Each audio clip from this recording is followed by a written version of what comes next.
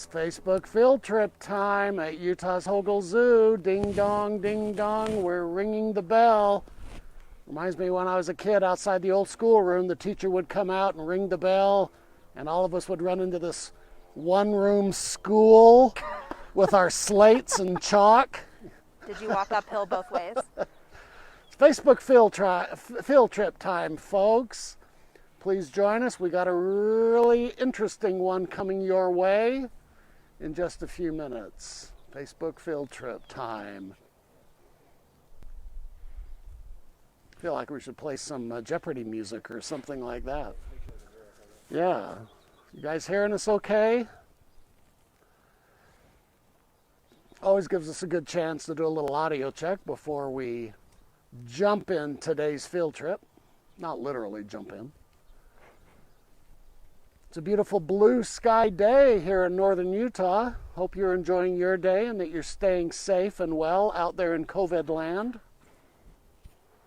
We're taking all kinds of safety measures here at the zoo as we've discussed over the weeks. All right. Well, very good. Well, hello.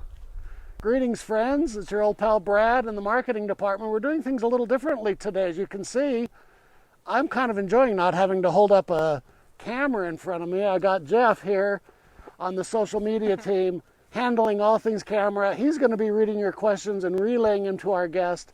So do ask those questions. Make some comments. We love hearing from you guys. Also, if you like what you're seeing, and this is true any day, please share this content. You know, these Facebook Lives really only work because of all of you. So please share the content, and also you may see a donate button there on your screen somewhere. If every viewer just donated $1, that would go straight to Hogle Zoo and will help feed our animals, take care of our keepers such as Autumn here, and make a big difference while we're closed. We'd sure appreciate it. All right, well with that, let's turn it over to our special guest, Autumn, from the Animal Care team. Autumn, what are we going to be talking about today? So today we're going to be talking about vultures. So vultures are super cool animals, and some people think that they're kind of creepy and gross. I would totally disagree. I think they're amazing. They're gorgeous animals. So today we have our two male turkey vultures, Farouk and Chief, and they actually are getting a carcass feed today. And by the way, a little bit of a warning to everybody in case, fair warning to parents out there with kids and such, because you're going to need to, these two skulls are a little red. And so now what these are from what animals? So these are goat skulls. So we do have goat skulls. Some different sized bones that we give animals throughout the zoo. I'm sure you all saw the cool lion feed we did a couple weeks ago. Uh-huh. So these are much smaller than lions, of course. So we give them these skulls so that they can kind of pick on them. And it's actually really important for their health, because not only is it incredibly enriching for them to get this whole prey that they have to work to pick at, it also is really good for their beaks. So they actually have those curved beaks that you see on lots of birds of prey. They're super strong and help them eat that meat. And these carcasses will actually help them naturally wear down those beaks. So those beaks are just made of keratin, like our fingernails, and they will need to consistently wear them down. Otherwise, we would have to take them and file the beaks ourselves. So luckily, this will help us prevent having to do that, which is a lot less stressful for these animals. And thank you, Kelly Thomas. She just donated $10. We really appreciate that. Thanks, Kelly. Thank you for your donations, folks. It really helps us. That's so great. These are kind of rough times, but we'll get through it. Absolutely. And we can't wait to reopen and welcome all of you back. Yes. Now, Autumn, tell us a little bit about these guys. How long have we had them at the zoo? Do they have names? They do. So we have our two guys. We've got Chief. He has a leg band on his leg. That's how we tell them apart. And then we have Farouk. So Farouk. Both of these came to us in the 90s. So I believe Farouk came to us in 1990, and Chief came in 1991. So that makes these guys about 30 years old, at least. We have no idea how old they were when they came to us.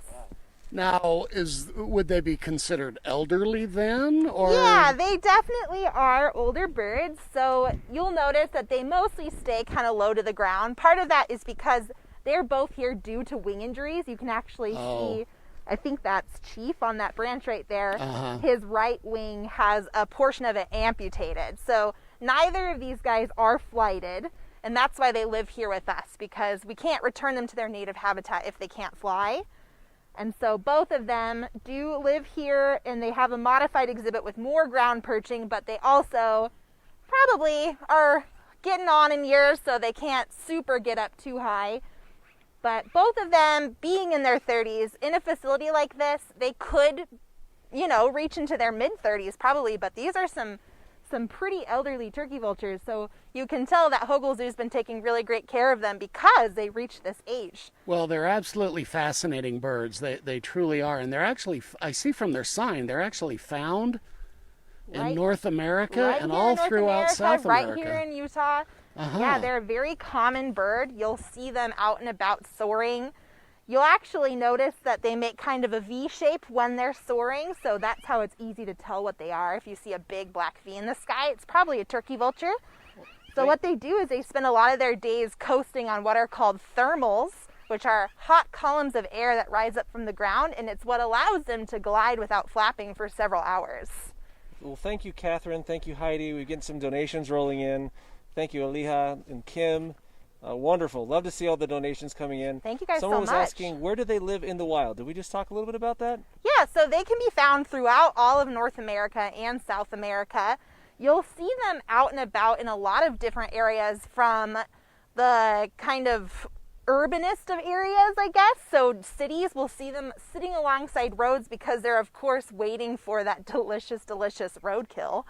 And then also you'll see them out in the countryside. They like to roost and sleep in groups on cliff sides, but also sometimes in the tops of trees. But then during the day, you'll see them a lot of the time either on the ground or on power lines waiting for those cars to pass and potentially give them a free snack. So they've adapted a little bit to living near humans because of that.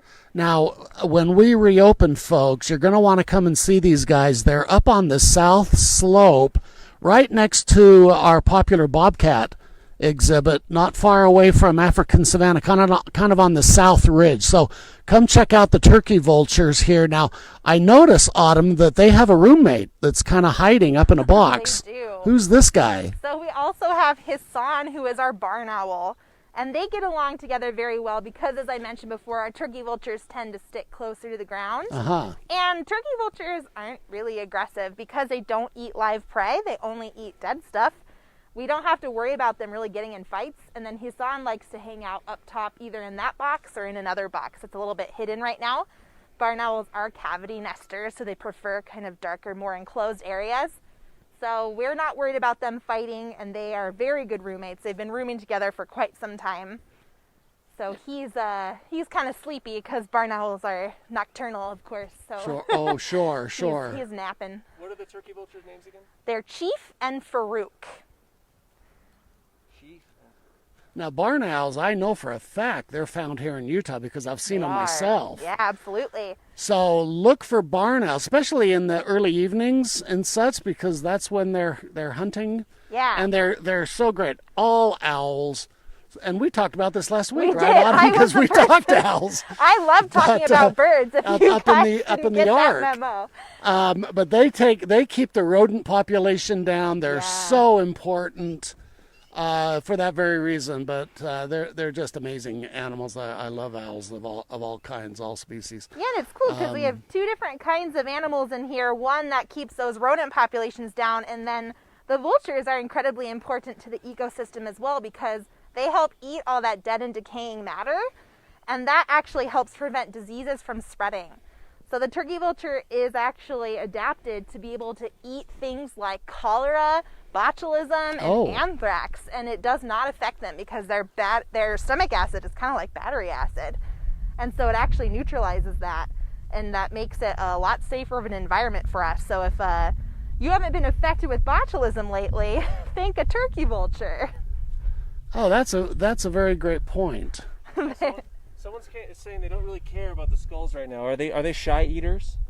So they're probably, they were eating right before I started talking. They might be a little bit weirded out, but here we go. They're kind of investigating. You're kind of checking it out. They actually eat these skulls for a couple of days because since they are so well adapted to eating stuff that sits out in the sun and they have that powerful battery acid, stomach acid, we're not worried about them getting sick from these skulls being out for 24 to 48 hours. So they kind of know that they get these skulls for up to 2 days, so they might be a little bit weirded out that I'm out here talking in front of them, and also they know they can eat them later without much issue. So right before this happened, one of them was perched on that skull to the far left and was eating some delightful pieces from Right, it. now speaking of the skulls, we know they're goat skulls, but where do we get them from? So we get them from local butchers, and Okay. people will donate them to us in order to feed our animals, or we will buy them.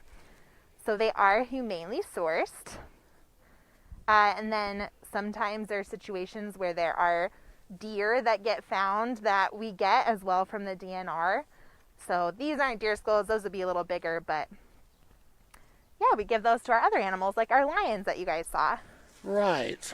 Yep, they're frozen for when they're needed. How often do they get goat skulls? So we give them to these guys once a week for that. Once a week? Yeah. Okay. So for that beak health that I was telling you about, to allow them to wear that down naturally, and then also for that enriching aspect of it, they actually get a really nice wide variety of diet items, which is super good for them. And like what? That was what I was going to ask, is when they're not getting the goat skulls, what else do they eat? They also eat a lot of different rodents, like we give our owls, so they eat different size mice, different size rats. We gave them pigeons the other day. So they, horse meat occasionally. So lots of different delicious things for these guys. Dawn says Beltex Butchery is the name of it. So shout out to them for Oh, providing them for awesome. us. Thank you so much for that Thank you, info. everyone at Beltex. And someone's curious if they ever eat greens. So these guys will From not. Lucy. Lucy has the question. That's a great question. Thank you, Lucy. These guys are purely meat eaters. However, we will occasionally give them something like lettuce, or today, in fact, the enrichment for Hassan the barn owl is a little slice of melon. And so we don't think they'll eat it necessarily, but they might have fun ripping it up. It's a different smell. Turkey vultures are actually really great at sensing their food, so they have a large olfactory system. Most birds cannot smell that well. Now I have a These little. guys can smell their prey up to a mile away. I know a few things about vultures. Can anybody out there notice? But they don't really have a lot of feathers on their head. Now, Yeah.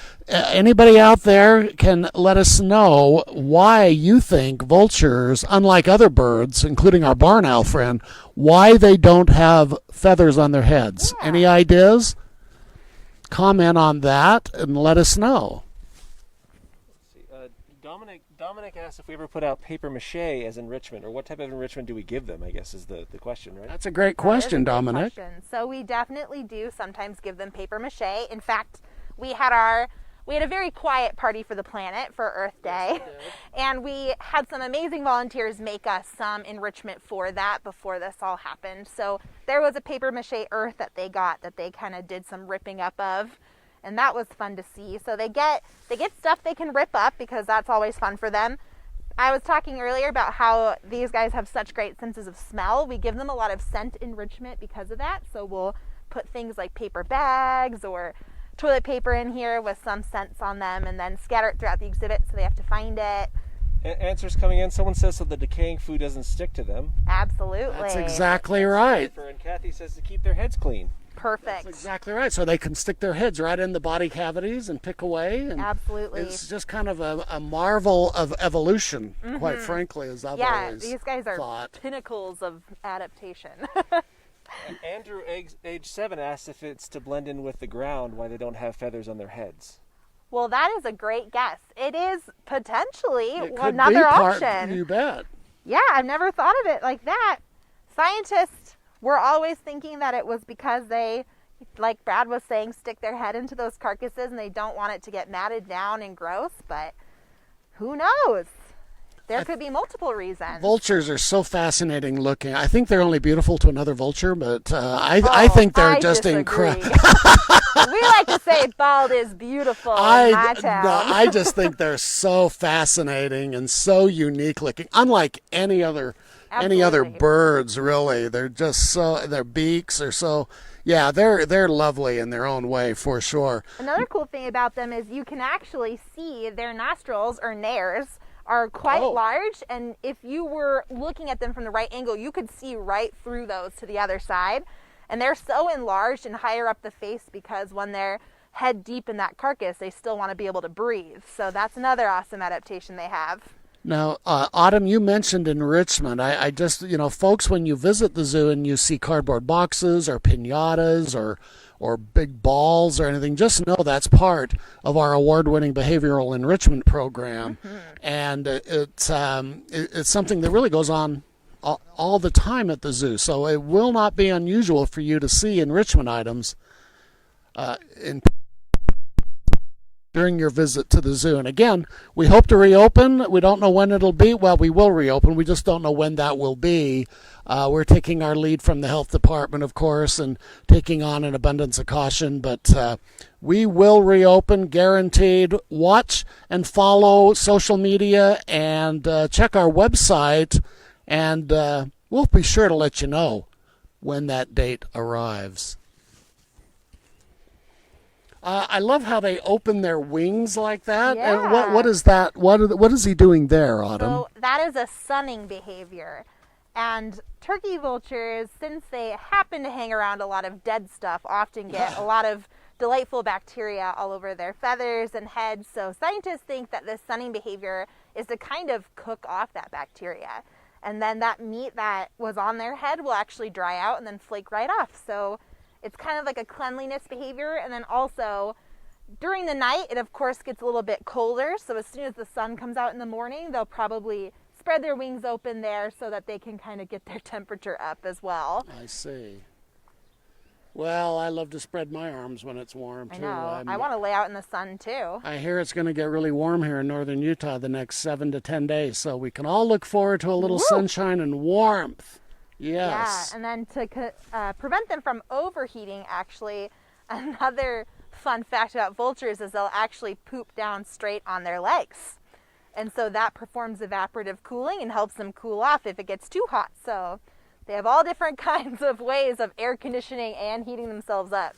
Well, there you go. Just when you thought you'd learned everything there is to learn about vultures, turkey vultures, well, any vultures, boy, you just learned a new little tidbit there. Thank you, Autumn. You're welcome. That was great.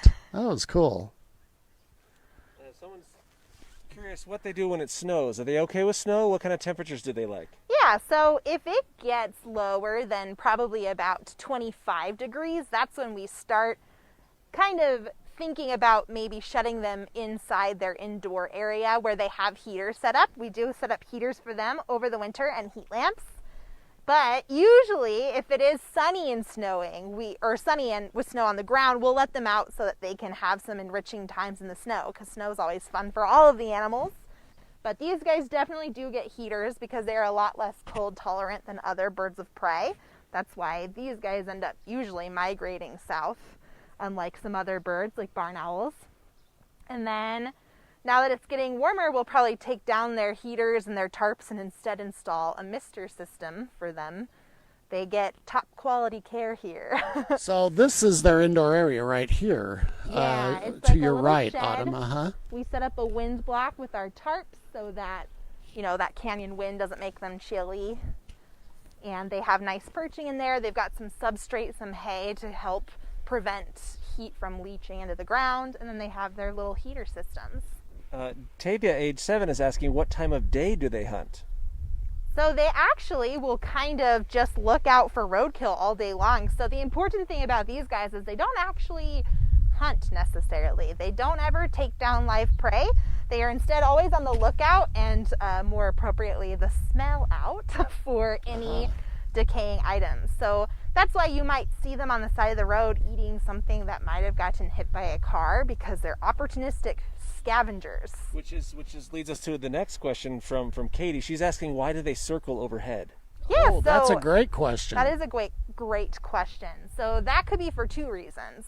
The first might be that they caught that thermal, which is a column of hot air that they like to lazily drift on throughout the day until they smell something that might draw them away. But the other option is that they detected that smell of something that was dead, because they can smell their prey up to a mile away, in which case they might be trying to pinpoint exactly where it is before they land and start feasting. Yeah, keep your eyes peeled, as my dad used to say. When you're out in nature, don't always look down. Look up, and you'll be surprised what you may just see. All right. Well, very good. Yeah. Well, Autumn, thank you so much for spending time with us today. Absolutely. Thank you guys thanks for to these letting guys. me talk about birds again. Well, we know, yeah, we love these guys. They're some of the little guys that sometimes are missed, and that's why I really a shout out to these guys. Next time you guys come to the zoo, check out our turkey vultures. You'll be glad you do. You'll be glad that you did. Now, I want to announce that starting Sunday, we have a really cool new program that's going to kick off, which are live virtual tours. So if you've been enjoying these Facebook field trips, we'll still continue to do these weekdays, but we have every day but Wednesday some really interesting virtual tours that are about 45 minutes long. They're only $10 per, and of course all that money goes to sustain Utah's Hogle Zoo during this closure. Check that out on our website on the online store. And I'm going to be seeking sun myself for the next few days. So Erica will be back Monday with another Facebook Live. Until then, always